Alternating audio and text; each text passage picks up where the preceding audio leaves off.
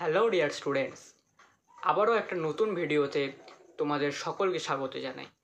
Your physics tutor channel সর্বদা তোমাদের পাশে। আজকের এই ভিডিওতে আমি যেটা মূলত তোমাদের সাথে ডিসকাস করব সেটা হচ্ছে WBCHSE বা উচ্চ মাধ্যমিক শিক্ষা সংসদ যে নতুন শিক্ষানীতি প্রবর্তন করেছে, সেই শিক্ষানীতিতে বা সেই নতুন সিস্টেমেতে আমাদের ফিজিক্সের সিলেবাসটা ঠিক কী আছে এবং ফিজিক্সের সিলেবাসটা ধরে ধরে আলোচনা করব ফর সেমিস্টার 1। সেমিস্টার 2 এর জন্য আমি একটা ভিডিও, যখন তোমাদের সেমিস্টার 2 শুরু হবে তখন আমি অলরেডি একটা ভিডিও আনবো, ঠিক আছে? তাহলে আজকের এই ভিডিওতে আমরা মূলত সেমিস্টার 1-এ আমাদের ফিজিক্সের যে সিলেবাস আছে সেই সিলেবাসটা ধরে ধরে ডিসকাস করব।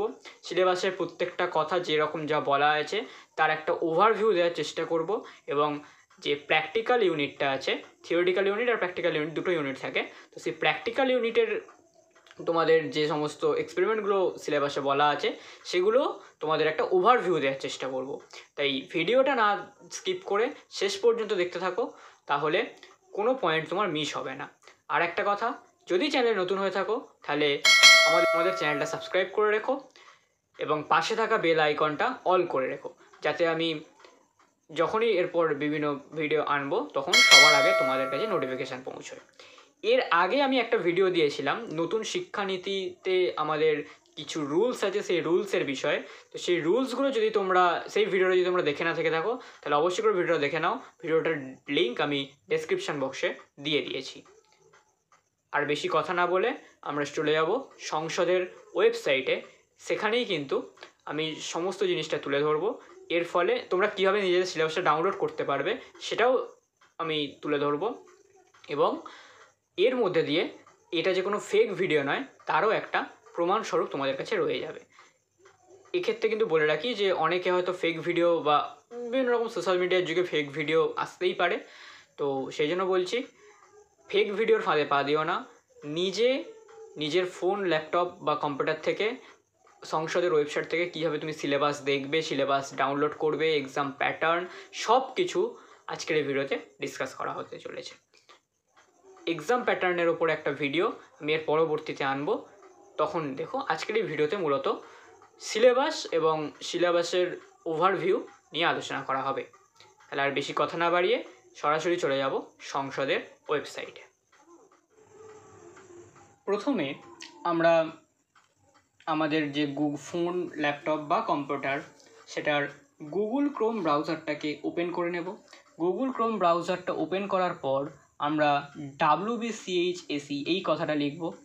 WBCHSE লেখার পর আমাদের যে প্রথম এই যে লিঙ্কটা আসবে wbchse.wb.gov.in, এই ওয়েবসাইটটায় আমরা ক্লিক করব। এই রকম একটা ইন্টারফেস তোমাদের সামনে আসবে। তারপরে তোমরা কাউন্সিল ওয়েবসাইটে ক্লিক করবে। কাউন্সিল ওয়েবসাইটে ক্লিক করার পরে তোমরা এই যে স্টুডেন্ট বলে যে ট্যাবটা আছে এখানে চলে আসবে। এখানে এসে তোমরা সাবজেক্টে আসবে। সাবজেক্টে আসার পর এখানে তোমরা যেটা দেখতে পাবে সেটা হচ্ছে যে সেট 1, সেট 2, সেট 3 অর্থাৎ তিনটে সেট। অর্থাৎ প্রথম সেটটা হচ্ছে সায়েন্সের জন্য, দ্বিতীয় সেটটা কমার্স, আর তৃতীয় সেটটা হচ্ছে আর্টস বিভাগের বা কলা বিভাগের জন্য বা বিজ্ঞান বিভাগ হচ্ছে সেট 1, সেট 2 হচ্ছে বাণিজ্য বিভাগ এবং সেট 3 হচ্ছে কলা বিভাগ। এই তিনটে বিভাগের জন্য বিভিন্ন সাবজেক্ট কী আছে সেইগুলো। তো আমরা চলে আসবো একদম নিচে এসে এই যে কারিকুলাম অ্যান্ড সিলেবাস এই জায়গাটা আমরা ক্লিক করব। এখানে ক্লিক করার পর এরকম একটা ইন্টারফেস আসবে এবং আমরা যেহেতু ফিজিক্সের উপরে ভিডিওটা তৈরি করছি বা এই ভিডিওটা যেহেতু শুধুমাত্র ফিজিক্সের সিলেবাসের ওভারভিউ দেওয়ার জন্য, তাই এই ভিডিওতে মানে আমরা এখানে ক্লিক করবো হচ্ছে সেট 1, কারণ আমাদের ফিজিক্স সাবজেক্ট কিন্তু সেট 1-এ ছিল। তাহলে সেট 1টা ক্লিক করলাম। সেট 1-এ এরকম প্রথমেই আছে ফিজিক্স, তাহলে আমরা ফিজিক্সে ক্লিক করব। ফিজিক্সে ক্লিক করার পর দেখো এরকম একটা ইন্টারফেস আসবে।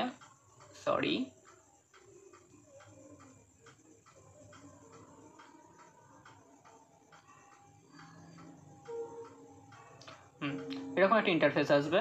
তো আমরা একটু নিচের দিকে চলে আসব।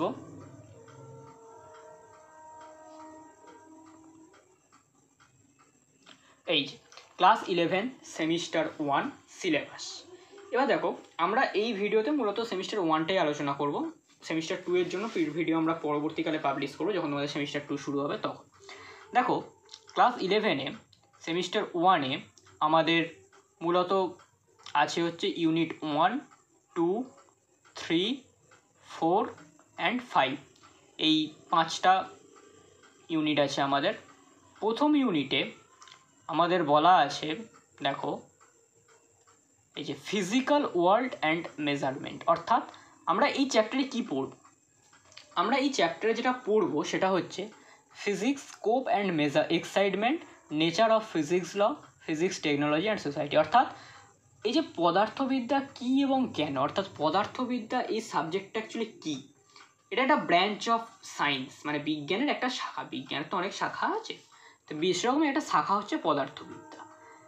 সেই পদার্থবিদ্যার শাখায় কি আলোচনা করা হয়, কোন জিনিসগুলো বা কোন টপিকগুলো অ্যাকচুয়ালি পদার্থবিদ্যার শাখার আন্ডারে পড়বে, পদার্থবিদ্যার শাখার অধীনস্থ কোন টপিকগুলো, সেগুলো নিয়ে এই সাবজেক্টে আলোচনা করা, এই চ্যাপ্টারটা আলোচনা করা হবে। এবং এছাড়া একটা জিনিস দেখো, বলছে নিড ফর মেজারমেন্ট, অর্থাৎ কোনো কিছু আমরা যে মাপি, সে মাপাটা কেন করি। অর্থাৎ তুমি যখন দোকানে যাও তখন কি বলো, কাকু আমাকে 1 কেজি চাল দাও। এই যে মাপার প্রয়োজনীয়তাটা কি, কী কারণে আমাদের মাপতে হবে, সেইটা আমরা পড়বো এখানে। ইউনিটস অফ মেজারমেন্ট, অর্থাৎ একটা কোনো কোয়ান্টিটিকে মাপার জন্য আমাদের কি কি ধরনের ইউনিট আছে, কি কি ধরনের একক আছে। যেমন তোমরা যখন দোকানে বা বাজারে যাও কি বলো, 1 কেজি চাল দাও বলো। আবার যখন অন্য কিছু, ধরো 100 গ্রাম বাতাসা দাও, বা 100 গ্রাম চিনি দাও, 250 গ্রাম চিনি দাও, 200 গ্রাম চা দাও, এরকম বলো তো। তাহলে আমরা কিছু কিছু কোয়ান্টিটিকে বলছি কেজি বা কিলোগ্রামে, কিছু কিছু কোয়ান্টিটিকে বলছি আমরা গ্রামে। আবার অন্যান্য বিভিন্ন যখন তেল কিনতে, অর্থাৎ কেরোসিন তেল দেয় না, তখন যখন যাও সেখানে দাও তো দেখবে টন হিসেবে লেখা থাকে আই থিঙ্ক। তো ওখানে এরকম বিভিন্ন ধরনের যে ইউনিট আছে, সেই বিভিন্ন ধরনের ইউনিট কখন কোনটা কি কোন কেসে ব্যবহার করা হয়, কোন ক্ষেত্রে কোনটা ব্যবহার করা হয়, সেইটা এই চ্যাপ্টারে তোমরা শিখবে। এছাড়া বলছে কি লেন্থ, মাস, টাইম, মেজারমেন্ট, অর্থাৎ দৈর্ঘ্য, ভর এবং সময়, এই 3টে জিনিস মেজারমেন্ট করার ক্ষেত্রে কি কি পদ্ধতি আছে। এক্ষেত্রে একটা কথা বলে রাখি, তুমি হয়তো বলবে যে দৈর্ঘ্য, ভর, সময় এগুলোই কেন আলোচনা করা হচ্ছে, বাকি তো আরও অনেক কোয়ান্টিটি, ফিজিক্যাল কোয়ান্টিটি আছে। তো এইগুলো হচ্ছে প্রাইমারি ইউনিট, অর্থাৎ প্রাথমিক একক। এই 3টে দিয়ে, মানে এই 3টে ফিজিক্যাল কোয়ান্টিটির যে ডাইমেনশান, সেগুলোকে দিয়ে বাকি সমস্ত ফিজিক্যাল কোয়ান্টিটিকে প্রকাশ করা যায়। মানে শুধু এই 3টেই বলছি না, এই 3টে হচ্ছে মেন, এছাড়া আরও অনেক প্রাইমারি ফিজিক্যাল কোয়ান্টিটি আছে। তো সেগুলো আমি এখানে বলছি না, সেগুলো যখন তোমাদের ক্লাস শুরু হবে তখন বলবো, এখন বলছি না। তো যাই হোক, দৈর্ঘ্য, ভর, সময়, এই 3টে মেজারমেন্টের ক্ষেত্রে আমাদের কি কি ইনস্ট্রুমেন্ট ইউজ করা হয় সেইটার ব্যাপারে এখানে বলা হবে। দৈর্ঘ্যের ক্ষেত্রে হয়তো তুমি বলবে যে কেন, আমরা তো স্কেল ব্যবহার করি। হ্যাঁ, ঠিক কথা, দৈর্ঘ্যের ক্ষেত্রে আমরা স্কেল ব্যবহার করি, কিন্তু এছাড়াও দৈর্ঘ্য পরিমাপের ক্ষেত্রে আরও মেনলি 2টো ইনস্ট্রুমেন্ট আছে, তাদের নাম হচ্ছে স্লাইড ক্যালিপার্স এবং স্ক্রু গেজ। তো এই দুটো ব্যবহার করার মেন কারণ হচ্ছে, তুমি যখন স্কেল দিয়ে মাপো তখন শুধুমাত্র 1 সেন্টিমিটার মাপতে পারো, তারপরে 1.2 সেন্টিমিটার, 1.5 সেন্টিমিটার এই পর্যন্ত মাপতে পারো, কিন্তু 1.54 সেন্টিমিটার, 5.69 সেন্টিমিটার এই জিনিসটা তোমরা কিন্তু মাপতে পারো না। সেইটার জন্যে মেনলি এই স্লাইড ক্যালিপার, স্ক্রু গেজ, এই জিনিসগুলো আসবে। ঠিক আছে, তো যখন এগুলো পড়াবো তখন তোমরা অবশ্যই করে বুঝতে পারো। যখন তোমরা হয় আমার ক্লাসে দেখো, আমার টিউশন পড়ানোটা দেখো, বা তোমরা যেখানে পড়বে বা ফিজিক্সটা যেখানে আর কি টিউশন নেবে, সেখানে যখন তোমাদের এগুলো পড়াবে তখন তোমরা এগুলো ব্যাপারে আরও ডিটেইলে বুঝতে পারবে। এখন হয়তো অতটা বুঝবে না, এখন আমি ওভারভিউ দেওয়ার চেষ্টা করছি যে কী পড়বো অ্যাকচুয়ালি। আর এগুলোর ওপর অ্যাকচুয়ালি তোমাদের প্র্যাকটিক্যালও আছে, স্লাইড ক্যালিপার, স্ক্রু গেজ দিয়ে তোমাদের প্র্যাকটিক্যালও আছে। তো সেই প্র্যাকটিক্যাল যখন হবে তখন তোমরা আরও হাতে কলমে যখন নিজে করবে, নিজে যখন ইনস্ট্রুমেন্ট হ্যান্ডেল করবে, তখন আরও বেশি করে এইগুলো বুঝতে পারবে। তাহলে লেন্থ, মাস, টাইম এইগুলো, আর টাইম মূলত আমরা স্টপ ওয়াচ দিয়ে মাপবো ফিজিক্সের এক্সপেরিমেন্টের ক্ষেত্রে, আর তুলা যন্ত্র দিয়ে মেনলি আমরা ভর মাপবো। তো এইগুলোর measurement, accuracy and precision, measuring instrument আমি বলেই দিলাম অ্যাকচুয়ালি। Error in measurement. এবার দেখো, মেজার করতে গেলে, কোনো কিছুকে মেজার করতে গেলে অবশ্যই করে একটা এরর তোমার কিন্তু আসবেই। এই এররটা বিভিন্নভাবে আসতে পারে। তোমার ধরো চোখের ভুল, মানে হয়তো তুমি দেখতে ভুল করলে এরকম একটা এরর আসতে পারে। তারপরে আরও বিভিন্ন কারণ আছে, যেমন ধরো টেম্পারেচার, একটা মানে ফিজিক্যাল একটা যেমন টেম্পারেচার, ধরো তুমি যে টেম্পারেচারে করছো সেই টেম্পারেচার হয়তো একটু অন্যরকম ভ্যালু এলো, এরকম বিভিন্ন কারণে এরর আসতে পারে। ইনস্ট্রুমেন্টাল এরর হচ্ছে সবচেয়ে বড় কথা। ইনস্ট্রুমেন্টাল এররও আসতে পারে, মানে ধরো তুমি যে ইনস্ট্রুমেন্টটা নিয়ে পরীক্ষাটা করছো সেই ইনস্ট্রুমেন্টটায় হয়তো ম্যানুফ্যাকচারিং কোনো একটা ডিফেক্ট আছে, তো সেক্ষেত্রেও মানে তৈরি করার সময় কোনো একটা ডিফেক্ট অলরেডি ওর মধ্যে ঢুকে গেছে, তো ওই ইনস্ট্রুমেন্ট দিয়ে যখন তুমি মেজার করবে তখন অবশ্যই একটা এরর কিন্তু আসবে। তাহলে এইভাবে এররগুলো আমাদের কিছু পড়তে হবে, এবং সেই এররের ক্ষেত্রে পার্সেন্টেজ, মানে কত পার্সেন্ট এরর মেনলি আমাদের এক্সপেরিমেন্টের যে রেজাল্টটা আমরা পাবো বা পেয়েছি সেই রেজাল্টে কত পার্সেন্ট এরর আছে সেটা আমাদের ক্যালকুলেট করতে হতে পারে। তো সেইগুলো আমরা এই চ্যাপ্টারে পড়বো। এবার হচ্ছে rounding of and order of magnitude and significant figure. অর্থাৎ একটা মানে তোমরা যখন ক্লাস 6-7-এ পড়তে তখন মানে অঙ্কে একটা চ্যাপ্টার ছিল আসন্ন মান নির্ণয়। তো সেই আসন্ন মান নির্ণয়টাই মেনলি এখানে যে রাউন্ডিং অফের ব্যাপারটা। আর সিগনিফিক্যান্ট ফিগার মানে হচ্ছে একটা সংখ্যার মধ্যে তাৎপর্যপূর্ণ অঙ্ক সংখ্যা কত, সেই তাৎপর্যপূর্ণ অঙ্ক সংখ্যা এর কিছু নিয়ম আছে, সেই নিয়মগুলো যখন ক্লাস হবে তখন তোমরা দেখতে পাবে বা জানতে পারবে। এরপরে বলছে dimension of physical quantity, dimensional analysis and its application. অর্থাৎ কিছু ফিজিক্যাল কোয়ান্টিটি আছে, তাদের ডাইমেনশন কী, তাদের মাত্রা কী, সেগুলো আমরা দেখব বা সেগুলো তোমরা এই চ্যাপ্টারে জানবে। এবং ডাইমেনশনাল অ্যানালিসিস অর্থাৎ মাত্রীয় বিশ্লেষণ, অর্থাৎ এটার অ্যান্ড ইটস অ্যাপ্লিকেশন মানে ব্যাপারটা হচ্ছে যে কোনো একটা ফিজিক্যাল, যেমন ধরো ফোর্স, এর মাত্রা কী হয়, এর মাত্রা হচ্ছে mL/T⁻²। এবং তাহলে ডাইমেনশনাল অ্যানালিসিস হলো এটা, বা ডাইমেনশনটা কি করলাম। এবার একটা ধরো তোমাকে ইকুয়েশন দিয়ে দিয়েছে, সেই ইকুয়েশনটা ডাইমেনশনালি কারেক্ট কিনা বা সেই ইকুয়েশনটা অ্যাকচুয়ালি কারেক্ট কিনা সেটা তুমি ডাইমেনশন অ্যানালিসিস করেও বলতে পারো। কি করে না, ইকুয়েশনের বাঁদিকে যে কটা ফিজিক্যাল কোয়ান্টিটি থাকবে তাদের সকলের ডাইমেনশন বা তাদের সকলের ডাইমেনশনটা বসানোর পর একটা কিছু রেজাল্ট আসবে। সেই যে ডাইমেনশনটা আসবে আর সমীকরণের ডান দিকে যে ফিজিক্যাল কোয়ান্টিটিগুলো থাকবে তাদের সকলের ডাইমেনশন বসানোর পরে যে রেজাল্টটা আসবে, এই দুটো রেজাল্ট অবশ্যই করে সেম হবে। যদি সেম হয় তাহলেই ওই ইকুয়েশনটা কারেক্ট, আর যদি সেম না হয় তাহলে ইকুয়েশনটা কারেক্ট নয়, ইকুয়েশনটা ভুল। ঠিক আছে, তাহলে এইভাবে ডাইমেনশনাল অ্যানালিসিস করে আমরা একটা ইকুয়েশন ঠিক কি ঠিক নয় সেটা আমরা দেখতে পারি।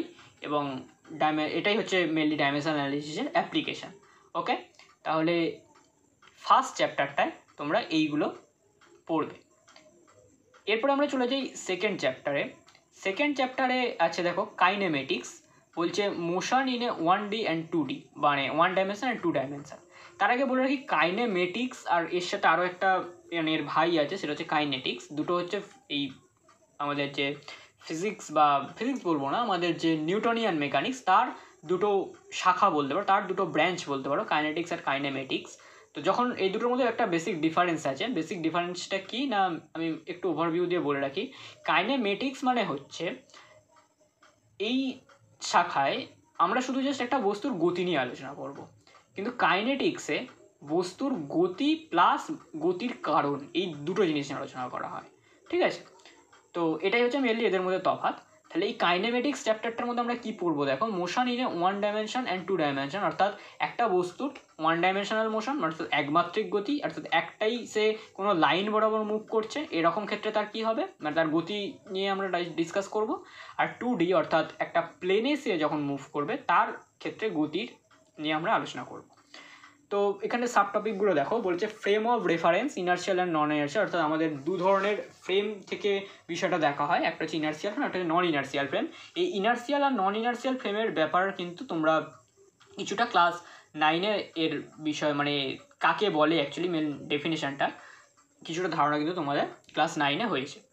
যদি ভুলে গিয়ে থাকো তাহলে একটু দেখে নিও ইনার্শিয়াল ফ্রেম আর নন ইনার্শিয়াল ফ্রেম কাকে বলে। ঠিক আছে, motion in A straight line, অর্থাৎ এই যে বললাম মোশন ইন এ 1 ডাইমেনশন মানে হচ্ছে একটা লাইন বরাবর মুভ করবে। তো এক্ষেত্রে একটা লাইন বরাবর motion in A straight line, একটা স্ট্রেট লাইন বরাবর একটা বস্তু মুভ করছে, তার পজিশন টাইম গ্রাফ কি হবে, স্পিড ভেলোসিটি এবং স্পিড ভেলোসিটি অর্থাৎ কি হবে, অর্থাৎ মানে বলতে চাইছি যে ধরো একটা বস্তু একটা সরল রেখা বরাবর মুভ করছে, তো সেক্ষেত্রে কী হতে পারে, সে বস্তুটা সমবেগে মুভ করতে পারে, বস্তুটা সমদ্রুতিতে মুভ করতে পারে, বস্তুটা অসমদ্রুতিতে মুভ করতে পারে, বস্তুটা অসম বেগ নিয়ে মুভ করতে পারে। ঠিক আছে, তাহলে এই মূলত এই 4টে পসিবিলিটি হতে পারে, এবং এর ওপর মানে এই প্রত্যেকটা কেসের ওপরে ডিপেন্ড করে তাদের একটা গ্রাফ আসবে, অর্থাৎ সরল সময় লেখচিত্র বা পজিশন টাইম গ্রাফ আসবে, ভেলোসিটি টাইম গ্রাফ আসবে। এই গ্রাফগুলো কীরকম কী হয়, গ্রাফের নেচারটা কীরকম, এবং তার বিভিন্ন আরও মানে আরও যদি তুমি ডেপথে পড়তে চাও তাহলে গ্রাফগুলোকে অ্যানালিসিস করে আরও অনেক তথ্য পাওয়া যায়, সেগুলো নিয়ে ডিসকাস করা যেতে পারে। তাহলে মূলত এইগুলো আমরা ডিসকাস করব। এছাড়া আছে দেখো elementary concept of differentiation and integration for describing the motion, অর্থাৎ আমাদের ফিজিক্সে বা ম্যাথেও বলতে পারো একটা খুব কমন বিষয় হচ্ছে বা কমন টপিক হচ্ছে ডিফারেন্সিয়েশন অ্যান্ড ইন্টিগ্রেশন। এটা তোমরা ডিফারেন্সিয়েশনটা আমার যত মনে পড়ছে তোমরা 11-এ শিখবে, আর ইন্টিগ্রেশনটা ক্লাস 12-এ গিয়ে শিখবে। তো ফিজিক্স পড়ার আগে ডিফারেন্সিয়েশন আর ইন্টিগ্রেশন এই দুটো টপিকের ওপরে তোমাদের একটা সম্যক ধারণা হওয়া প্রয়োজন, এবং তার জন্য যখন তোমাদের এই চ্যাপ্টারটা তোমাদের টিচার পড়াবেন তখন আশা করি তিনি ডিফারেন্সিয়েশন এবং ইন্টিগ্রেশনের ব্যাপারে একটা ব্রিফ আইডিয়া বা একটা ছোটো সংক্ষিপ্ত আইডিয়া উনি তোমাদের দিয়ে দেবেন, যাতে করে তোমরা এই চ্যাপ্টারটা অ্যাটলিস্ট পড়তে পারো বা বুঝতে পারো। আচ্ছা, এরপরে বলছে দেখো uniformly accelerated motion, graphical analysis, position time graph. মানে একটা বস্তু যদি ইউনিফর্মলি অ্যাক্সিলারেটেড মোশন অর্থাৎ ত্বরণ নিয়ে চলছে এবং সেই ত্বরণটা কি সমত্বরণ না অসমত্বরণ, সেইটার বিষয়ে আমরা পড়বো, এবং বলছে তার graphical analysis, position time graph, velocity time graph, এই সমস্তগুলো, এবং সেখান থেকে ক্যালকুলেশন অফ রিলিভেন্ট কোয়ান্টিটি, অর্থাৎ মানে ব্যাপারটা হচ্ছে যে রিলেভেন্ট কোয়ান্টিটি মানে ধরো একটা গ্রাফ আমি পেয়েছি, সেই গ্রাফটা হচ্ছে একটা সরল রেখা, এবং সেই সরল রেখার নতি আমাকে কি নির্দেশ করে। ঠিক আছে, মানে শুধু সরল রেখাই বলো না, যে কোনো গ্রাফের ক্ষেত্রে যে কোনো গ্রাফের নতি বা স্লোপ আমাদের কী বা কোন ফিজিক্যাল কোয়ান্টিটি নির্দেশ করে সেইটা, সেই গ্রাফটা যে এরিয়াটা কভার করেছে সেই এরিয়াটা কোন ফিজিক্যাল কোয়ান্টিটিকে ডিফাইন করে, এই যে বিষয়গুলো টুকটাক আছে এই বিষয়গুলো ছোটোখাটো বিষয়গুলো নিয়ে এখানে আলোচনা করা হবে। এবং যে relation for uniformly accelerated motion using graphical and calculus method, অর্থাৎ ইউনিফর্মলি অ্যাক্সিলারেটেড মোশন যদি হয় তাহলে তার ক্ষেত্রে কিছু রিলেশন আছে। রিলেশন মানে হচ্ছে ধরো যদি একটা বস্তু ইউনিফর্মলি অ্যাক্সিলারেশন নিয়ে চলে তার ভেলোসিটি টাইম গ্রাফ কীরকম হয়, ভেলোসিটি টাইম গ্রাফ কীরকম হবে, তার পজিশন টাইম গ্রাফ কীরকম হবে, সেই সমস্ত বিষয় নিয়ে এখানে আলোচনা করা হবে দুটো অ্যাসপেক্ট থেকে। একটা হচ্ছে গ্রাফিক্যাল অ্যাসপেক্ট, একটা হচ্ছে ক্যালকুলাস মেথড, অর্থাৎ ক্যালকুলাস দিয়ে আমরা করবো একটা, আর গ্রাফিক্যালি আমরা দেখবো যে কী আছে। এরপরে যেটা আছে সেটাই হচ্ছে মানে সবাই দাবি করে যে ফিজিক্সের খুব কঠিন চ্যাপ্টার হচ্ছে এই যে আমি চ্যাপ্টারটার কথা বলতে চলেছি, ভেক্টর। এই যে বলছে স্কেলার অ্যান্ড ভেক্টর কোয়ান্টিটি, তো সবাই বলে বা সবাই দাবি করে যে ভেক্টর খুব কঠিন একটা জিনিস। তো আমি তোমাকে বলছি, তোমাকে যদি প্রপার ওয়েতে ভেক্টরটা পড়ানো হয়, ভেক্টর কিন্তু কোনো কঠিন জিনিস নয়। তুমি ক্লাস 9-এ ক্লাস 10-এ যেরকম অঙ্ক করেছো, যে সমকোণের মানে সমকোণ বা সমকোণী ত্রিভুজের যে অঙ্কগুলো মেনলি করেছো, সেইটারই একটা আপার ভার্সান হচ্ছে এই ভেক্টর। কিন্তু কোনো রকম কঠিন কিছু নেই যদি তোমাকে প্রপার ওয়েতে বুঝিয়ে ধরে পড়ানো হয়। আমি যখন মানে পড়াবো এই চ্যানেলে তখন চেষ্টা করব যে তোমাকে অবশ্যই করে তুমি ক্লাস 9-10-এ যতটুকু সমকোণী ত্রিভুজের উপরে শিখেছিলে তারপর থেকে জিনিসটা শুরু করা, যাতে তোমার বুঝতে কোনো সমস্যা না হয়। তো আমি একটা ধারণা ক্লিয়ার করে দিচ্ছি যে এই যে ভেক্টর চ্যাপ্টারটা খুব কঠিন চ্যাপ্টার ফিজিক্সে, এবং ভেক্টর যদি তুই বুঝে যাস তাহলে তুই ফিজিক্সের মানে সব কিছু বুঝে যাবি, কোনো কিছু আটকাবে না, এই ধারণাটা কিন্তু পুরোপুরি ভুল ধারণা। ভেক্টর কোনো কঠিন সাবজেক্ট নয়। ভেক্টর তোমাকে প্রপার ওয়েতে পড়ানো হলে ভেক্টর তোমার অবশ্যই 8-5টা টপিকের মতোই সোজাই লাগবে এবং তুমি ঠিক করে বুঝতেও পারবে। ওকে, যাই হোক, তাহলে এই ধারণাটা ক্লিয়ার করে দিলাম তোমাদের। তো যাই হোক, এবার কি বলতে থাকবো, scalar and vector quantity. Scalar vector quantity কাকে বলে, পজিশন, ডিসপ্লেসমেন্ট ভেক্টর, এইগুলো নিয়ে। এছাড়া জেনারেল ভেক্টর, তাদের নোটেশন, একটা ভেক্টর কীভাবে লেখা হয় সেটা নিয়ে এখানে ডিসকাস করা হবে। ইকুয়ালিটি অফ টু ভেক্টর, অর্থাৎ দুটো ভেক্টর ইকুয়াল কিনা, দুটো ভেক্টরের মাল্টিপ্লিকেশন করলে কি আসবে। দুটো ভেক্টরের মাল্টিপ্লিকেশন মেনলি 2 টাইপস হয়, একটা হচ্ছে ডট প্রোডাক্ট, একটা হচ্ছে ক্রস প্রোডাক্ট। তো সেগুলো শিখবো আস্তে আস্তে। একটা ভেক্টরকে যদি একটা রিয়েল নাম্বার দিয়ে মাল্টিপ্লাই করি তাহলে কি আসবে, দুটো ভেক্টরকে অ্যাডিশন করলে বা দুটো ভেক্টরকে সাবট্রাকশন করলে কি হয়, সেই সব কিছু এই চ্যাপ্টারে আলোচনা করা হবে। এরপরে বলছে রিলেটিভ ভেক্টর, অর্থাৎ একটা মানে রিলেটিভ ভেলোসিটি না, আপেক্ষিক গতিবেগ। অ্যাকচুয়ালি আপেক্ষিক গতিবেগ বিষয়টা কি সেটার ব্যাপারে একটা ধারণা দেওয়া হবে। ইউনিট ভেক্টর অর্থাৎ একক ভেক্টর, অর্থাৎ ইউনিট ভেক্টর মানে হচ্ছে এমনই একটা ভেক্টর যে ভেক্টরের মান হচ্ছে একটা ভেক্টর মানে কি, একটা ভেক্টর মানে হচ্ছে তার মান এবং অভিমুখ দুটোই থাকে। তো এই ভেক্টরটার ক্ষেত্রে মান হচ্ছে এবং তার একটা ডেফিনিট ডিরেকশন থাকবে। Resolution of a vector in a plane, rectangular and non rectangular component, অর্থাৎ একটা ভেক্টরকে দুটো কম্পোনেন্টে ভাঙা, তো সেটা শেখা হবে। দুটো কম্পোনেন্ট না, দুটো বা তিনটে কম্পোনেন্ট। 3D স্পেস হলে এখানে যেহেতু প্লেন বলছে সেই জন্য 2D, তো দুটো কম্পোনেন্টে ভাঙা মেনলি, তবে তিনটে কম্পোনেন্টে ভাঙা যায়, সেটা জাস্ট একটু ধারণা দেওয়া যেতে পারে। এরপরে বলছে scalar and vector product motion in a plane. আচ্ছা হ্যাঁ, যেটা বলছিলাম যে দুটো ভেক্টর মধ্যে প্রোডাক্ট দু ধরনের হয়। একটা হচ্ছে যে ডট প্রোডাক্ট, যেটাকে মেনলি স্কেলার প্রোডাক্ট বলা হয়, আর ভেক্টর প্রোডাক্ট মানে এটাকে ক্রস প্রোডাক্ট বলা হয়।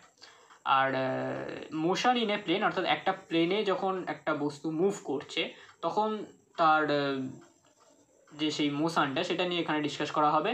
এবং বলছে case of uniform velocity and uniform acceleration, অর্থাৎ একটা বস্তু যখন একটা প্লেনে মুভ করছে তখন ইউনিফর্ম ভেলোসিটি নিয়ে মুভ করবে বা ইউনিফর্ম অ্যাক্সিলারেশন নিয়ে মুভ করবে।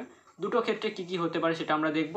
এবং তার একটা কনসিকুয়েন্স হচ্ছে প্রজেক্টাইল মোশন মানে হচ্ছে বিষয়টা কিছুই না, ধরো তুমি ধরো তুমি আর তোমার বন্ধু মাঠের দুধারে মাঠের দু প্রান্তে দাঁড়িয়ে আছো, দাঁড়িয়ে বল খেলছো। তো এক্ষেত্রে বলটা হচ্ছে ওই প্রজেক্টাইল মানে হচ্ছে বলটা। আর ওই বলটা তুমি তোমার বন্ধুকে ছুঁড়লে, তোমার বন্ধু তোমাকে ছুঁড়লো, এক্ষেত্রে বলটা কত দূরে যাবে, মানে তুমি ধরো বলটা ছুঁড়লে তোমার বন্ধুর কাছে কি বলটা পৌঁছবে, নাকি তোমার বন্ধু যেখানে দাঁড়িয়ে আছে তার আগেই বলটা ড্রপ পড়ে যাবে, নাকি তোমার বন্ধু যেখানে দাঁড়িয়ে আছে তার পিছনে গিয়ে বলটা ড্রপ পড়বে, এই যে সমস্ত বিষয়গুলো। তারপরে তোমার বলটা ছোঁড়া থেকে তোমার বন্ধুর কাছে বলটা পৌঁছানো পর্যন্ত কতটা সময় লাগবে, মাটি থেকে সে সর্বোচ্চ কতটা উঁচুতে উঠবে, এবং তুমি যে ভেলোসিটি দিয়ে বলটাকে ছুঁড়বে সেই ভেলোসিটি দিয়ে ছুঁড়লে তো কত দূরে গিয়ে বলটা পড়বে, এই সমস্ত কিছু হচ্ছে প্রজেক্টাইল মোশন আন্ডারে পড়ে। মানে এই সমস্তগুলোই আমরা এই প্রজেক্টাইল মোশন আন্ডারে পড়বো। যে একটা প্রজেক্টাইল মোশন মানে হচ্ছে যে তুমি দাঁড়িয়ে আছো, তোমার বন্ধু উল্টো দিকে দাঁড়িয়ে আছে, যে বলটা মানে তুমি মনে করতে পারো ধরো ফুটবলের গোল পোস্ট যেমন হয়, একটা দিকে একটা গোল পোস্ট থাকে আর একটা দিকে একটা গোল পোস্ট থাকে, তো তুমি মনে করো যে দুটো গোল পোস্টে তোমরা দুই বন্ধু দাঁড়িয়ে আছো, তাহলে তুমি বলটা ছুঁড়লে তোমার বন্ধুর কাছে গিয়ে পড়লো, তোমার বন্ধু বলটা ছুঁড়লো তোমার কাছে এসে এলো। তো এই যে বিষয়টা, এটাই অ্যাকচুয়ালি প্রজেক্টাইল মোশন। তো এক্ষেত্রে বলটার ইকুয়েশন অফ মোশন অর্থাৎ গতীয় সমীকরণ, কোন সমীকরণ দিয়ে বলটার গতিকে আমরা বিশ্লেষণ করতে পারি সেটা নিয়ে আমরা দেখব। এবং বলটার যে কোয়ান্টিটিগুলো মানে যেগুলো বললাম আর কি, যে বলটা কতটা উঁচুতে উঠবে, বলটা তোমার বন্ধুর কাছে আদৌ গিয়ে পৌঁছবে কি না, নাকি তোমার বন্ধু দাঁড়িয়ে থাকা মানে যে পয়েন্টে সে দাঁড়িয়ে আছে তার আগেই কি বলটা ড্রপ পড়ে যাবে, নাকি তোমার বন্ধুকে মানে যেখানে দাঁড়িয়ে তার পিছনে গিয়ে বলটা ড্রপ পড়বে, সেই যে বিষয়গুলো সেইগুলো আমরা এই প্রজেক্টাইল মোশনের আন্ডারে শিখব। ওকে, এরপরে বিষয়গুলো না, দেখো একটা কথা বলি, এই বিষয়গুলো হয়তো তোমার মানে তুমি এখন পড়োনি বলে হয়তো তোমার মনে হচ্ছে খুব কঠিন বিষয়, কিন্তু আমি বলছি যে বিষয়গুলো কিন্তু খুব কঠিন না। বিষয়গুলো যদি তোমাকে সঠিকভাবে বোঝানো হয় না, তুমি দেখবে যে এর মতো সোজা জিনিস হয়তো পৃথিবীতেই নেই। ফিজিক্স হয়তো খুব সোজা মনে হবে তখন। অ্যাকচুয়ালি ব্যাপারটা সেটা না, ব্যাপারটা হচ্ছে যে সবটাই তোমার কাছে রিপ্রেজেন্টেশনের উপর ডিপেন্ড করবে।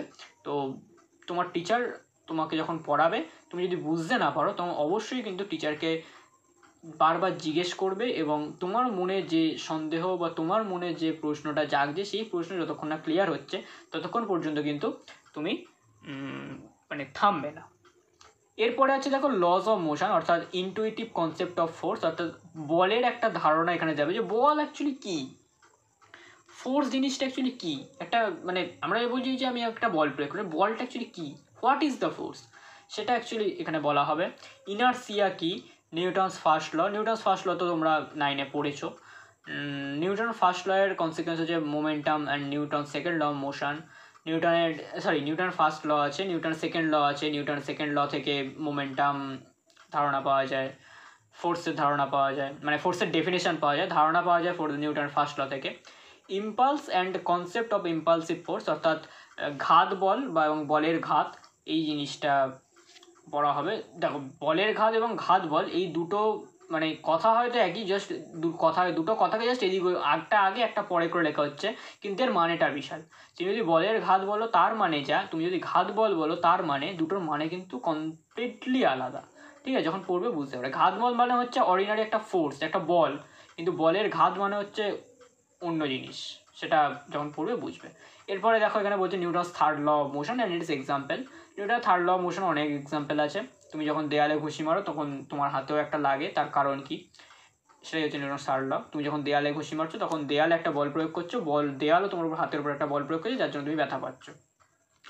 এবারে বলছে দেখো law of conservation of linear momentum and its application, অর্থাৎ লিনিয়ার মোমেন্টাম এবং এর অ্যাপ্লিকেশন। লিনিয়ার মোমেন্টামের কনজারভেশন ল অর্থাৎ রৈখিক ভরবেগের সংরক্ষণ সূত্র, যেটা তোমরা আমার যতদূর মনে পড়ছে তোমরা ক্লাস 9-এ আশা করি পড়েছো এটা, রৈখিক ভরবেগের সংরক্ষণ সূত্র এবং তার অ্যাপ্লিকেশন যদি আমি বলতে চাই তাহলে একটা দৈনন্দিন জীবনে একটা এক্সাম্পল বলতে পারি। যেমন ধরো তুমি যখন সাইকেল চালাচ্ছ, তখন ধরো তোমার সাইকেলে কেউ নেই, কিছু নেই, তাহলে তুমি একটা যে স্পিডে সাইকেল চালাতে পারো, তোমার সাইকেলে যদি 2-3টে ভারী ব্যাগ বা ভারী বস্তা চাপিয়ে দেওয়া হয়, দুটো হ্যান্ডেলে দুটো বস্তা বা দুটো হ্যান্ডেলে দুটো ভারী ব্যাগ আর পিছনে কেরিয়ারে একটা বস্তা চাপিয়ে দেওয়া হলো, তাহলে কিন্তু তুমি সেই আগের স্পিডে সাইকেল চালাতে পারো না। এটাই হচ্ছে ভরবেগের সংরক্ষণ সূত্র। অর্থাৎ প্রথম ক্ষেত্রে ভর কম ছিল তাই বেগ বেশি ছিল, কিন্তু পরের ক্ষেত্রে ভর বেশি হয়ে গেছে তাই বেগ কম হয়ে গেছে, কিন্তু ভর ইন্টু বেগ, ভরবেগ, এই প্রোডাক্টটা, এই গুণফলটা সবসময় কনস্ট্যান্ট থাকতে চাই।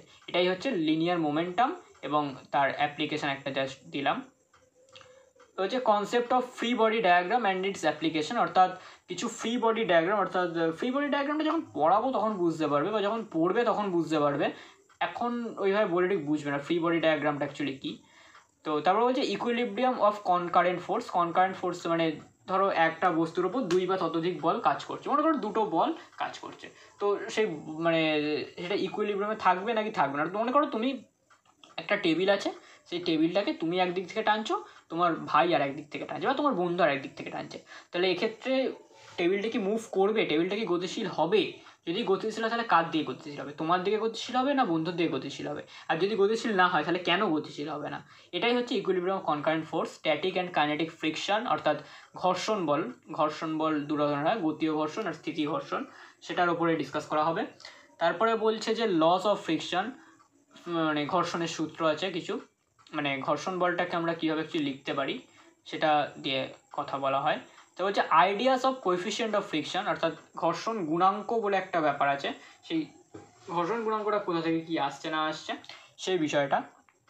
তারপর বলছে angle of friction and angle of repose, অর্থাৎ ফ্রিকশনে, এটা আমি বাংলাটা ঠিক মনে পড়ছে না আমার এই মুহূর্তে যে এটা কী বলতে চাই, angle of friction angle of repose যখন পড়বে বুঝতে পারবে। তো হচ্ছে রোলিং ফ্রিকশন, অর্থাৎ একটা বস্তু যখন মানে ঘুরতে অর্থাৎ রোল করতে করতে যখন একটা তল দিয়ে গতিশীল, মানে রোল করতে মানে মনে করো তোমার যখন সাইকেল চালাও তখন কী হয়, সাইকেলের চাকাটা ঘোরে, তো সাইকেল চাকাটা ঘুরছে প্লাস এগোচ্ছে, তো যখন ঘুরছে তখন তো অবশ্যই করে একটা ঘর্ষণ বল সাইকেলের চাকার উপরে কাজ করে, আস্তে আস্তে সাইকেলের চাকার ঘর্ষণ বল, সেইটা নিয়ে ডিসকাস করা হবে, রোলিং ফ্রিকশন। তারপরে বলছে যে dynamics of uniform circular motion, অর্থাৎ ইউনিফর্ম সার্কুলার মোশন অর্থাৎ বৃত্তীয় গতি, অ্যাকচুয়ালি বৃত্তীয় গতির ক্ষেত্রে কিছু কথা, মানে কিছু ফিজিক্স ওখানে অ্যাপ্লাই হয়।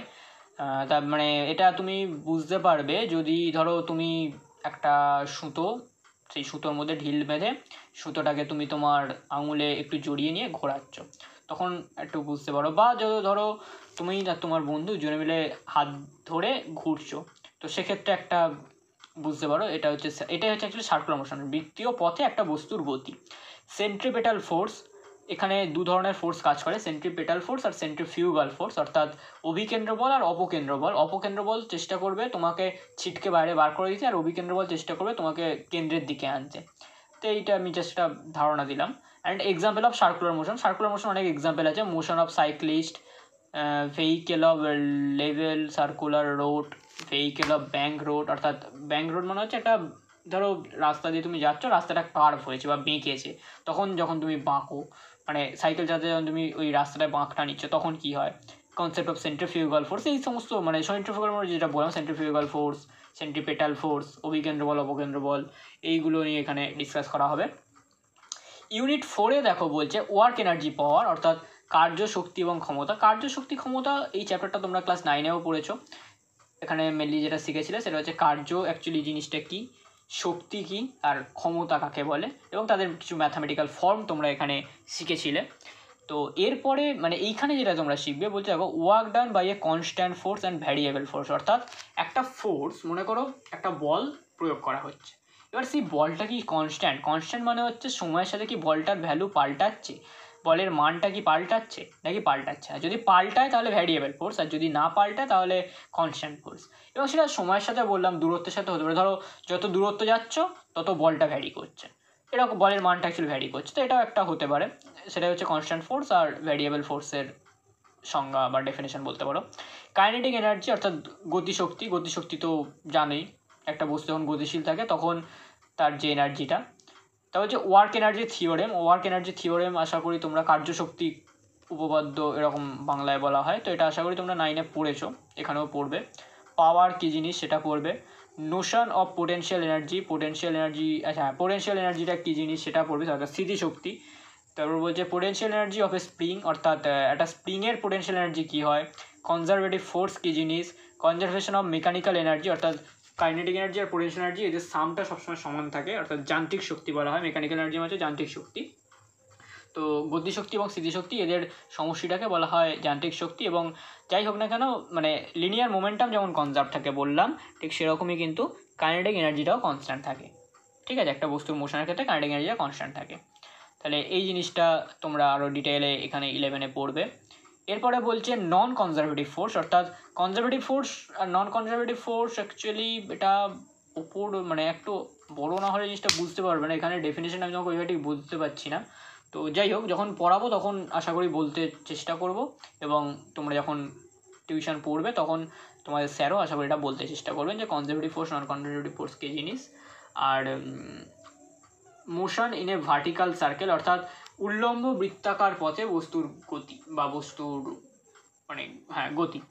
তো উল্লম্ব বৃত্তাকার পথ মানে আমি তোমাকে যেটা বলতে পারি, মনে করো তুমি একটা বালতি নিয়েছো, সেই বালতিতে মোটামুটি আধ বালতির মতো জল ভর্তি করেছো, জল ভর্তি করে তুমি এবার হাতটাকে ঘোরাচ্ছ, মানে কীরকম বলবো, ধরো কীরকম বলবো তোমাকে, উল্লম্ব বৃত্ত অর্থাৎ মানে ভার্টিক্যাল ডিরেকশানে একটা সার্কেল বরাবর তুমি ওই বস্তুর মানে বালতিটাকে ঘোরাচ্ছ, এইটাই হচ্ছে motion of A vertical circle. এবং এক্ষেত্রে যেটা হবে সেটা হচ্ছে যে তুমি এক্সপেক্ট কী করছো, তুমি হয়তো এখন এক্সপেক্ট করছো যে বালতিটা ঘোরাতে ঘোরাতে যখন বালতিটা একদম উপরে অর্থাৎ তোমার মাথার কাছে যখন বালতিটা পৌঁছবে তখন বালতিটার যে ভেতরের দিকটা সেটা নিচের দিকে থাকবে, তো সেই জন্য অ্যাকচুয়ালি জলটা পড়ে যাবে। এক্ষেত্রে তুমি হয়তো এটাই এক্সপেক্ট করছো এবং সেটা এক্সপেক্ট করাটা স্বাভাবিক, কিন্তু আমি তোমাকে বলতে পারি যে যদি তুমি বস্তুটাকে ঘোরাও তাহলে মানে বালতিটাকে যদি ঘোরাও এবং একটা নির্দিষ্ট ভেলোসিটি আছে, সেই ভেলোসিটিতে যদি তুমি ঘোরাও তাহলে কিন্তু বালতিটা যখন বালতির মানে উপরের দিকে যাবে এবং বালতির ভেতর দিকটা নিচের দিকে থাকবে তখন কিন্তু জলটা পড়বে না। সেটা কেন পড়বে না, কী বৃত্তান্ত, এই জিনিসটা এখানে আলোচনা করা হবে। তারপরে হচ্ছে elastic and inelastic collision in 1 and 2 dimension, অর্থাৎ 1 and 2 ডাইমেনশন অর্থাৎ একমাত্রিক দেশ এবং দ্বিমাত্রিক দেশে একটা ইলাস্টিক কলিশন আর ইনইলাস্টিক কলিশন হলে কী হয় সেটা এখানে আলোচনা করা হবে।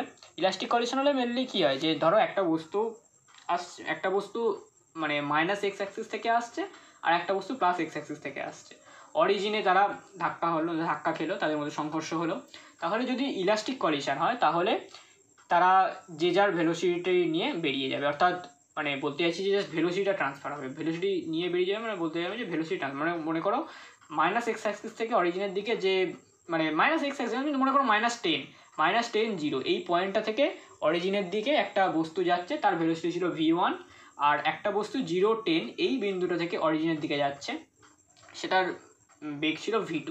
তাহলে যখন তারা কলিশন করবে অরিজিনে এসে তখন তাদের মধ্যে যদি ইলাস্টিক কলিশন হয় তাহলে -10 থেকে 0-র দিকে অর্থাৎ প্রথম বস্তুটা সেই বস্তুটা বেগ হয়ে যাবে v2, আর পরের বস্তু অর্থাৎ 10 পয়েন্ট থেকে 0-র দিকে যে বস্তুটা যাচ্ছিল তার বেগ হয়ে যাবে v1। ওকে, তাহলে এইটা হচ্ছে ইলাস্টিক কলিশন। আর ইনইলাস্টিক কলিশন যদি হয় তাহলে যেটা হবে সেটা হচ্ছে দুটো বস্তু স্টিক করে গিয়ে একটা ডিরেকশানে যাবে, এরকম একটা কিছু হবে, ঠিক আছে। তো আরও বৃত্তান্ত এসব মানে আরও ডিটেলসে সব পড়বে এখানে, ঠিক আছে। যাই হোক, এরপরে চ্যাপ্টার হচ্ছে motion of system of particle and rigid body.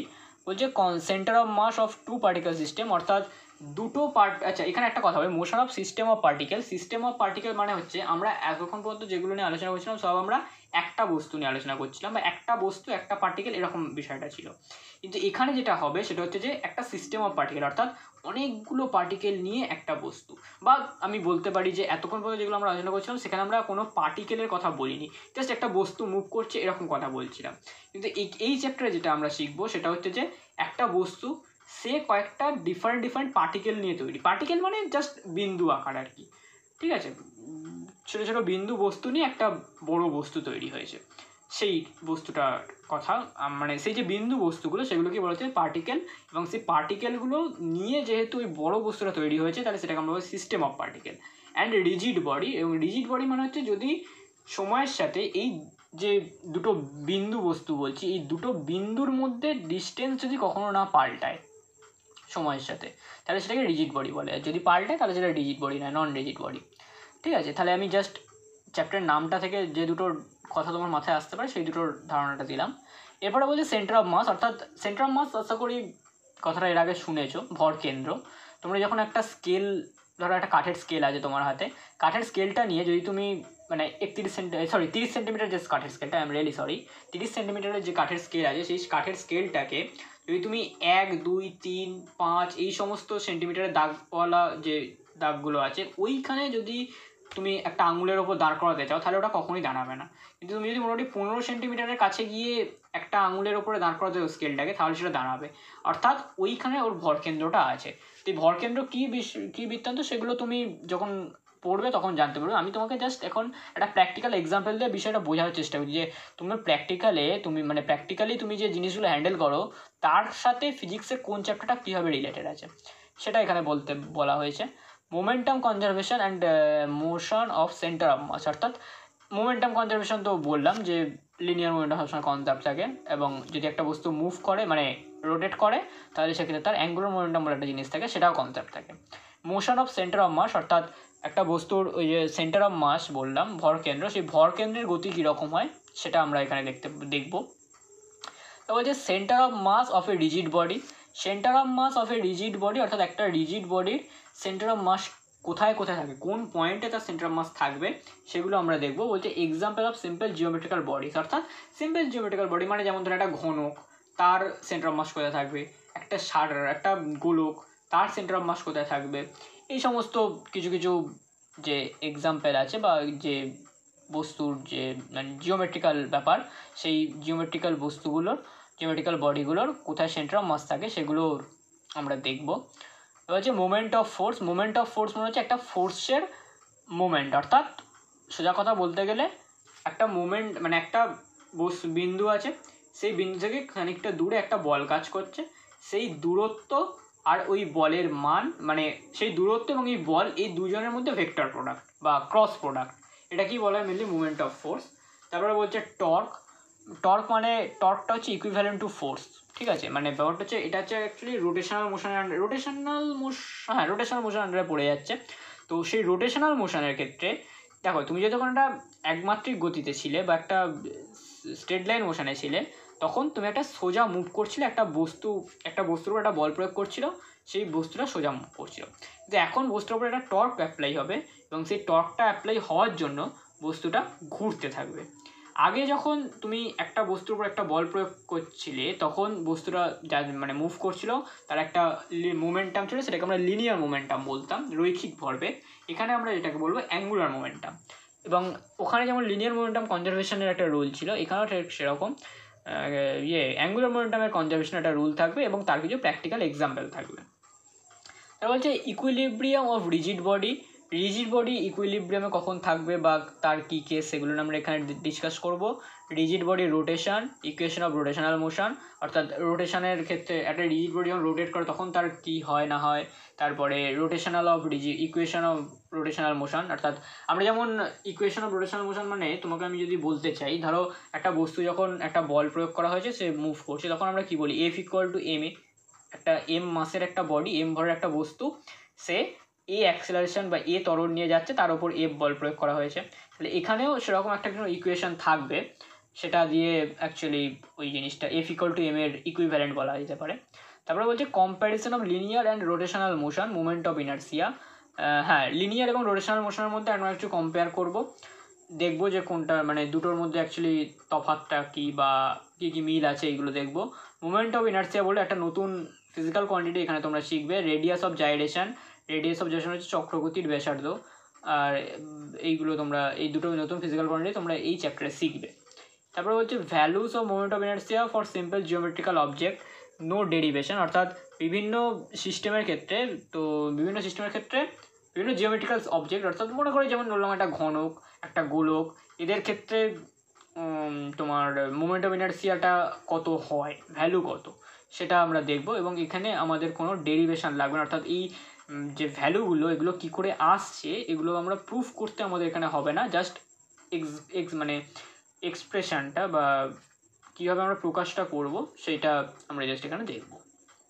তো হচ্ছে statement of parallel and perpendicular axis theorem and their application. অর্থাৎ এখানে দুটো অ্যাক্সিস থিওরেম মানে পারপেন্ডিকুলার অ্যাক্সিস থিওরেম, একটা parallel axis theorem, moment of ইনার্সিয়ার দুটো থিওরেম। এটা এই চ্যাপ্টারটা তোমাদের মানে একটু এখন বুঝতে সমস্যা হবে, কারণ এই চ্যাপ্টারের সাথে তোমরা ক্লাস 9 পর্যন্ত কোনো রকম কোনো অবগত ছিলে না, কোনো রকম কোনো ধারণাও ছিল না তোমাদের। তো সেই জন্য এইটা বুঝতে তোমাদের সমস্যা হবে। তো যাই হোক, সমস্যা হওয়ার কোনো কারণ নেই। আমি তোমাদের যখন পড়বে তখন আস্তে আস্তে ঠিক বুঝতে পারবে, এত ওরিড হয়েও না। যদি তুমি সবই আগে থেকে জেনে যাও তাহলে তো তোমার 11 পড়তেই লাগতো না, তাই না? তো কিছু তো নতুন শিখবে, অবশ্যই শিখবে। সেই শেখারটাই এই চ্যাপ্টারে একটা নতুন চ্যাপ্টার, যে চ্যাপ্টারটা তোমাদের ক্লাস 9-10 পর্যন্ত কোনো রকম কোনো ধারণা ছিল না বললেই চলে। তো যাই হোক, আজকের ভিডিও তাহলে এইটুকুই রাখলাম। প্র্যাকটিক্যাল পারপাসটা অলরেডি ভিডিওটা আমার প্রায় 40 মিনিটের কাছে হয়ে গেছে। তো প্র্যাকটিক্যালের ভিডিওটা আমি আর একটা নতুন ভিডিওতে বানাবো। প্র্যাকটিক্যাল তোমাদের যে 11-এ যে প্র্যাকটিক্যালগুলো থাকবে, সেই প্র্যাকটিক্যালগুলো মানে তার একটা ওভারভিউ, যেটা এই চ্যাপ্টারের যেমন এই সেমিস্টার 1-এর যেমন একটা ওভারভিউ দিলাম, ঠিক সেরকম একটা ওভারভিউ ওখানে আমি দেওয়ার চেষ্টা করব। প্র্যাকটিক্যাল মানে কোন প্র্যাকটিক্যালটা কী করতে হবে না করতে হবে সেইগুলো আমি একটা দেওয়ার চেষ্টা করব। ঠিক আছে, তাহলে আজকের ভিডিও এইটুকুই রইলো। ভিডিওটা ভালো লাগলে অবশ্যই করে ভিডিওটা লাইক করো, কেমন হয়েছে সেটা কমেন্টে জানাও। যদি কোনো ডাউট থেকে থাকে, যদি কোনো চ্যাপ্টারের বিষয়ে কোনো ডাউট থেকে থাকে, তাহলে অবশ্যই করে তুমি জানাও। আমি যদি তোমাকে মানে এটা যদি মনে হয় যে এই জিনিসটা তোমাকে বোঝানো সম্ভব, তাহলে অবশ্যই আমি তোমাকে বোঝাবো। আর যদি মনে হয় যে না, এই চ্যাপ্টারটা তুমি এখন বুঝবে না বা এরকমভাবে বলে বোঝানো সম্ভব নয়, তাহলে আমি রেকমেন্ড করবো যে যখন তোমার এটা পড়া হবে তখন তুমি বুঝতে পারবে। তো যাই হোক, কমেন্ট করতে মানে নিজের ডাউটটাকে জিজ্ঞেস করতে বা নিজের প্রশ্নটাকে আমাকে জিজ্ঞেস করতে, কমেন্টে লিখতে দ্বিধাবোধ করো না, অবশ্যই করে কমেন্টে জানাও। এবং চ্যানেলে নতুন হয়ে থাকলে চ্যানেলটা অবশ্যই সাবস্ক্রাইব করে দাও, পাশে থাকা বেল আইকনটা অল করে রাখো, যাতে এরপরে যখন আমি আরও এরকম ভিডিও আনবো তাতে তোমাদের কাছে নোটিফিকেশান পৌঁছয় এবং তোমরা দেখতে পারো। ভিডিওটা বন্ধুদের মধ্যে খুব করে শেয়ার করো, যাতে সায়েন্স নিয়ে বা ফিজিক্সের বিভিন্ন চ্যাপ্টারগুলো সম্পর্কে যাদের কোনো রকম কোনো ধারণা নেই, তার একটা ধারণা তৈরি হয় যে অ্যাকচুয়ালি আমাকে ফিজিক্সে কী পড়তে হবে, ফিজিক্সটা কি খুব কঠিন কি না, কী বিষয়, সেই বিষয়গুলো আর কি ভিডিওতে বলা হয়েছে। তো বন্ধুদের মধ্যে শেয়ার করো, ভিডিওটা লাইক করো, কমেন্ট করো, এবং চ্যানেলে নতুন হয়ে থাকলে অবশ্যই করে চ্যানেলটা সাবস্ক্রাইব করো। দেখা হচ্ছে পরের ভিডিওতে। আপাতত থ্যাংক ইউ ফর ওয়াচিং।